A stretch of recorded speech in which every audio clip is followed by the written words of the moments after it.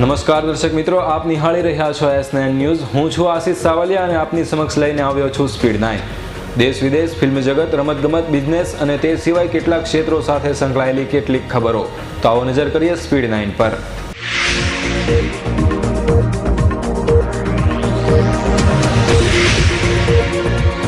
કેન્દ્રીય ગૃહમંત્રી સુશીલ કુમાર શિંદેએ કહ્યું, નિર્દોષ મુસ્લિમની ખોટી રીતે અટકાયત કરવી જોઈએ નહીં। કેન્દ્રીય ગૃહમંત્રી સુશીલ કુમાર શિંદેએ દેશના બધા રાજ્યોના મુખ્યમંત્રીઓને સોમવારે પત્ર લખી મુસ્લિમોની ખોટી રીતે અટકાયત ન કરવા જણાવ્યું। આશારામને આજે પણ જેલમાંથી મુક્તિ ન મળી। આશારામને વધુ 14 દિવસ જેલમાં રહેવું પડશે।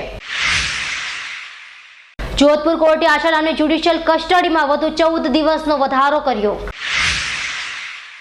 ઘાસચારા કૌભાંડમાં દોષિત જાહેર થયેલા લાલુ પ્રસાદ યાદવને બિરસા મુંડા જેલમાં લઈ જવાયા। લાલુ પ્રસાદ યાદવને ઘાસચારા કૌભાંડમાં 3 વર્ષથી વધુની સજા થઈ શકે છે, જ્યારે સાંસદ સભ્યતા પણ રદ થશે। આશારામની જામીન અરજી અંગે મંગળવારે હાઈકોર્ટમાં સુનાવણી હાથ ધરાશે। કટ્ટરપંથી છબીમાંથી બહાર નીકળવા નરેન્દ્ર મોદીના પ્રયાસો, વિકાસ અને સુશાસન નરેન્દ્ર મોદીના હાલ મુખ્ય મુદ્દાઓ। ગુજરાતના મુખ્યમંત્રી અને ભાજપના વડાપ્રધાન પદના ઉમેદવાર નરેન્દ્ર મોદીએ સૌનો સાથ। ગુજરાતના મુખ્યમંત્રી અને ભાજપના વડાપ્રધાન પદના ઉમેદવાર નરેન્દ્ર મોદીએ સૌનો સાથ, સૌનો વિકાસના મૂળ મંત્ર સાથે આગળ વધવા નિર્ણય લીધો। શુક્રવારે રાહુલ ગાંધી ગુજરાતમાં આવશે। રાહુલ ગાંધી ગુજરાતમાં અમદાવાદ અને રાજકોટમાં પક્ષના આગેવાનોને મળશે। રાહુલ ગાંધી રાજકોટમાં જિલ્લાવાર સરવૈયું માંડશે। સૌરાષ્ટ્ર અને ઉત્તર ગુજરાતના કોંગ્રેસના જિલ્લા પ્રમુખ તથા ચૂંટાયેલા સભ્યો સાથે અલગ અલગ બેઠકો કરશે।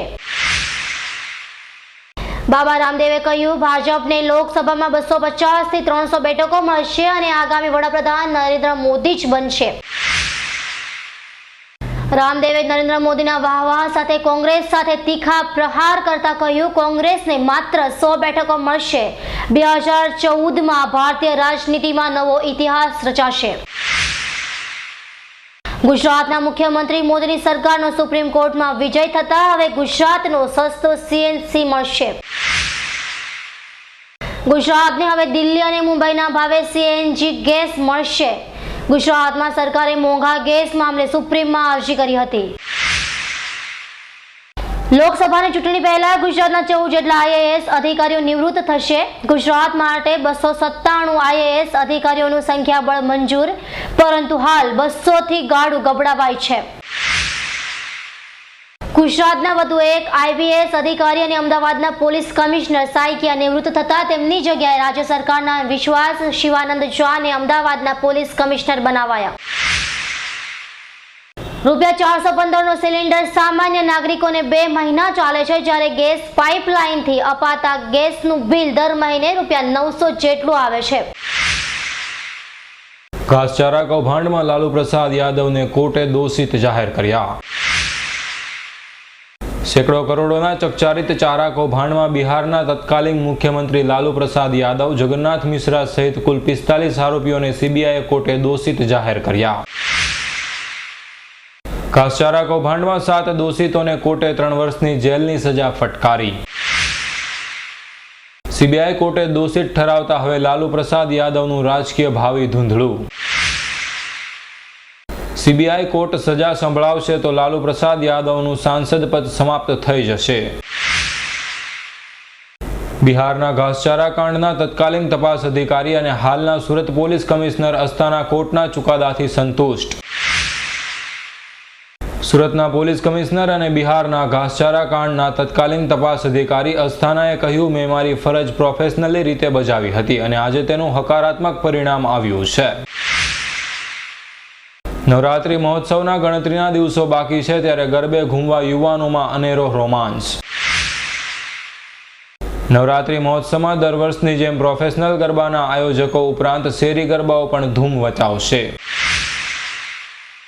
ભારતીય ક્રિકેટર સચિન તેંડુલકરને નિવૃત્તિ માટે ફરજ પડાશે। ક્રિકેટ વિશ્વમાં સચિન તેંડુલકરનો સુવર્ણ યુગ સમાપ્ત થયો। ભારતના વડાપ્રધાન મનમોહન સિંહને દેહાતી ઓરત કહ્યું હોવાનો પાકિસ્તાની વડાપ્રધાન નવાઝ શરીફનો ઇનકાર. દેહાતી ઓરત અંગેના નિવેદનને લઈ ભારતમાં સર્જાયેલા વિવાદ બાદ પાકિસ્તાનના વડાપ્રધાન શરીફે સ્પષ્ટતા કરી.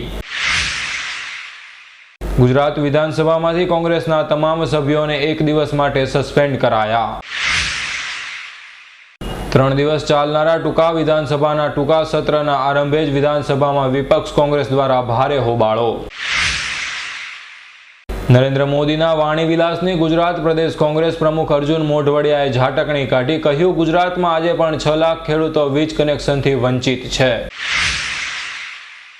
અર્જુન મોઢવાડિયાએ ગુજરાતના મુખ્યમંત્રી અને ભાજપના વડાપ્રધાન પદના ઉમેદવાર નરેન્દ્ર મોદીની ઝાટકણી કાઢતા કહ્યું, મોદીના શાસનમાં 1 યુનિટ પાવર જનરેશનનો વધારો થયો નથી.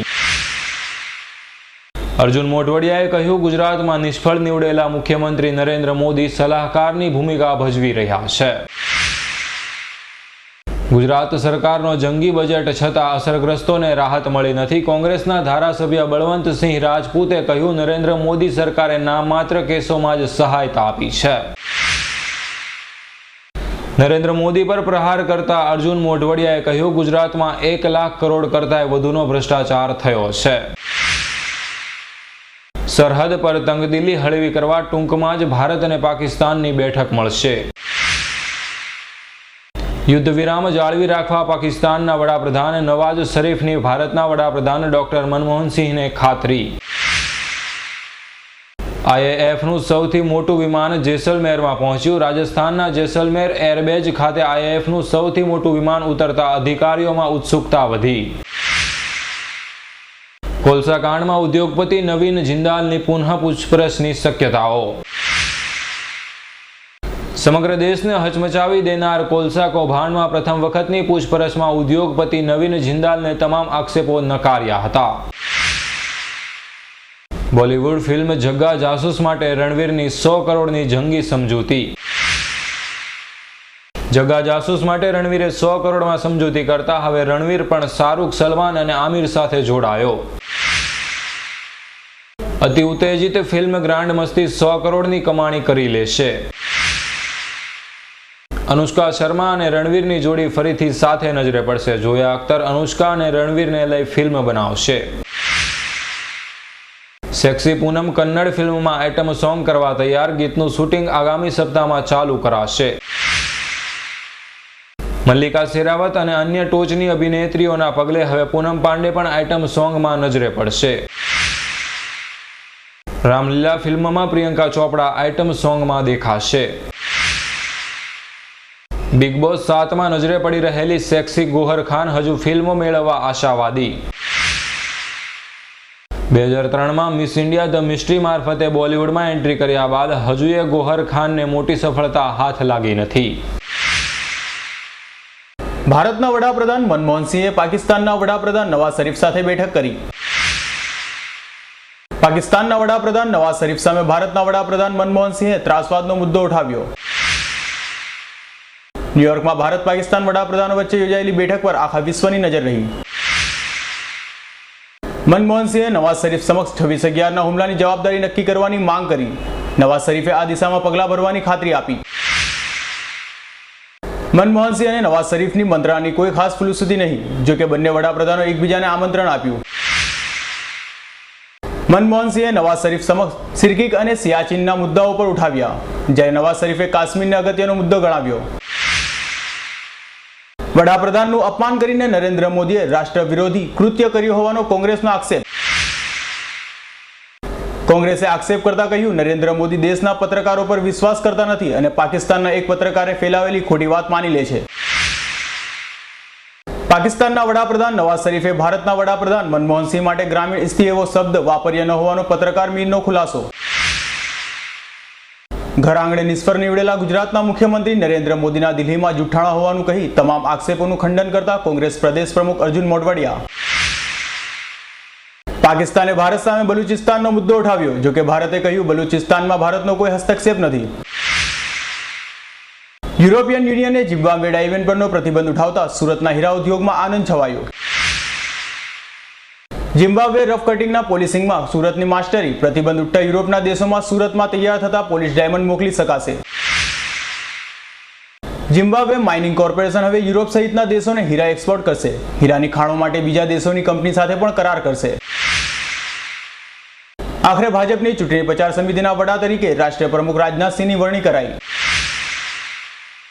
ભાજપની ચૂંટણી પ્રચાર સમિતિના અધ્યક્ષ તરીકે નરેન્દ્ર મોદીને કમાન સોંપાયા બાદ મોદીને વડાપ્રધાન પદના ઉમેદવાર જાહેર કરાતા ચૂંટણી પ્રચાર સમિતિના વડા અંગે જે ગઠમર હતી તે દૂર થઈ. ભાજપની ચૂંટણી પ્રચાર સમિતિના અધ્યક્ષ તરીકે રાજનાથસિંહ ઉપરાંત માજી રાષ્ટ્રીય પ્રમુખ નીતિન ગડકરીનું નામ પણ ચર્ચામાં હતું. ભાજપના મહાસચિવ અનંતકુમારે પત્રકારોને કહ્યું, રાજનાથસિંહના નામનો પ્રસ્તાવ મોદીએ જ કર્યો હતો. 2016 સુધીમાં ભારતનું મોબાઈલ ગેમ્સ અને એપ્સનું બજાર 2700 કરોડને આંબી જશે. ભારતીય ઉગ્રવાદીઓ બાંગ્લાદેશના 22 છુપા સ્થળોથી સક્રિય હોવાનું બીએસએફનું અનુમાન.